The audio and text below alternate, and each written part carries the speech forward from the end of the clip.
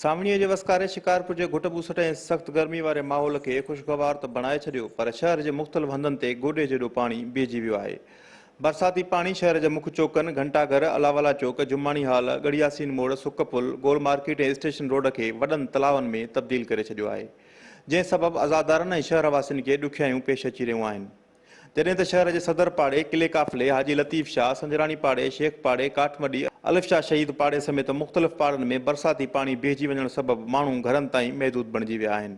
शिकारपुर में बिजलीअ जी हूअं बि अणहूंद हुजे थी, पर चौमासे जी बरसाति सबबि वेतर शहर जा केतिरा ई फीडर ट्रिप थी विया आहिनि, जंहिं करे गुज़िरियल 10 कलाकनि खां बिजली बंदि आहे। ॿिए पासे घरनि अंदरि गैस जी लोड शेडिंग सबबि गैस बि रुॻो चुल्हनि मथां टिमकी रही आहे, जंहिं करे काठियुनि जो विकिरो वधी वियो आहे। जेतोणीकि बरसाती पाणी जे निकाल लाइ म्यूनिसिपल कमेटी अमलो मैदान ते आहे, उन हूंदे बरसाती पाणी 8 कलाकनि खां निकाल न थी सघियो आहे।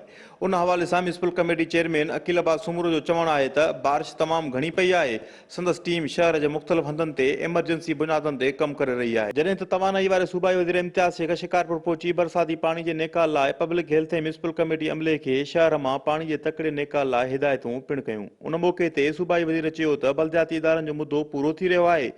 वज़ीर आला सिंध खे सियासी या लोकल गवर्नमेंट जा ऑफिसर एडमिनिस्ट्रेटर मुक़ररु करण जा अख़्तियार आहिनि ऐं जल्दी मकानी इदारनि में एडमिनिस्ट्रेटर मुक़ररु कया वेंदा। उन मौक़े ते सूबाई वज़ीर सां ज़िले जे मुख़्तलिफ़ खातनि जा ऑफिसर पिणु गॾु हुआ। Sarang Bappar, Sindh TV news, Shikarpur.